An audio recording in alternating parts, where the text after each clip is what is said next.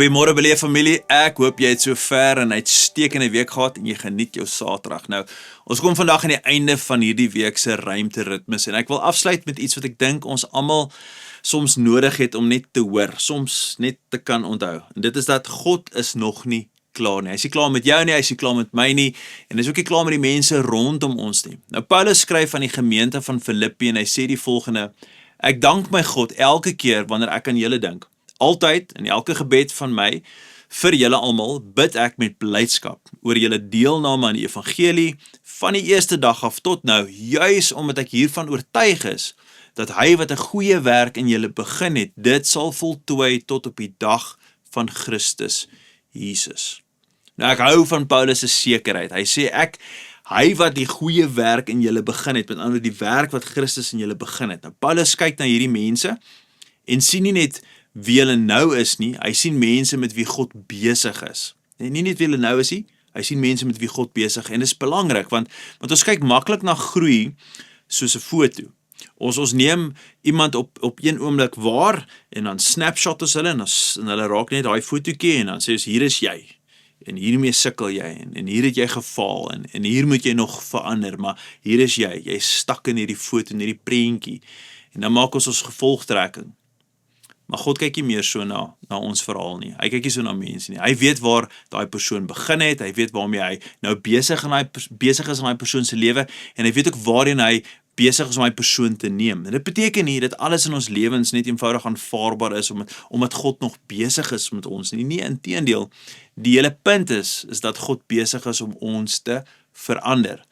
Maar die verandering is dikwels eintlik net 'n proses en ons is soms so ongeduldig met daai proses. Nou hierdie week het ons gepraat oor 'n boom wat nog tyd kry om vrug te dra, die geduld met daai boom. Ons het gekyk aan Petrus wat 'n groot mislukking gemaak het, maar God het dit nie teen hom gehou nie.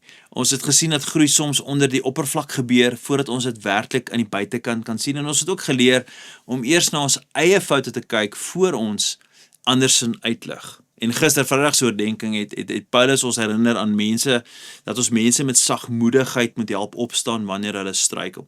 Nou hoekom is hierdie week se oordeenkings dan so belangrik? Geliefde, want genade maak ruimte vir groei.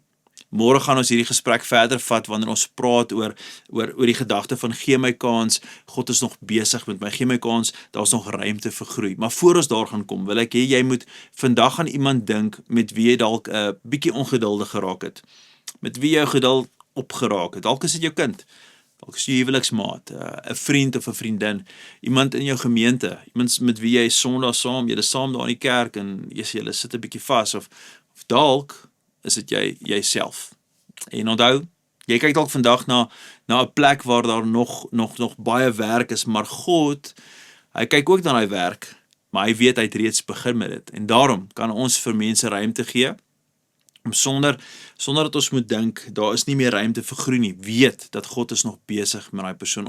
Ons kan ruimte gee om te weet dat daar waar daar nog waarheid nodig is, en waar ons nog kan inpraat in mense se lewens, God se genade is ook daar. Geliefde, ons vertroue moet net nie wees in ons eie vermoëns nie. Ons vertroue moet altyd wees in God se getrouheid om sy werk wat hy begin het, te voltooi en voort te sit. So dalk is dit 'n goeie gebed waarmee ek en jy hierdie week kan afsluit, nê? Kom ons bid hier. Here, gee my geduld met die werk waarmee U nog besig is, in ander mense, maar ook in my. En dan geliefde, wil ek net vir julle dankie sê dat julle die week saam met ons gereis het, saam met ons gestap het, en dankie vir almal se ondersteuning vir die gebed, en selfs vir julle wat finansiëel ook Beleef gemeente ondersteun. Ons waardeer julle so baie. Ons het al julle hulp nodig, en weet geliefde, God is nog nie klaar nie met jou nie, nie met my nie, nie met Beleef nie. Kom ons maak ruimte vir mekaar, kom ons maak ruimte vir groei. Kom ons laat toe dat liefde sal seëvier. Kom ons bid saam. Vader, baie dankie vir hierdie week wat verby is, en vir al die oordeenkings en die skrif en die introspeksie, en wanneer die spieël opgehou word na ons, en ons kyk die woorde van God en ons besef, daar is soveel ruimte vir groei nog, en dan dank ek Here vir die genade om dit te kan regkry, en vandag spesifiek dat die goeie werk wat U begin het, sal U tot volëinding bring. Dis Filippense 1:6, Here, en daarom vandag wil ek rus vind in daai wete dat U is nog besig met my, U is besig met ander mense, en daarom kan ons dit genade noem. Ons bid dit alles in die kosbare mooi naam van Jesus Christus. Amen en amen. Geliefde, ek sien julle môre op hierdie platform. Gaan in vrede. Totsiens.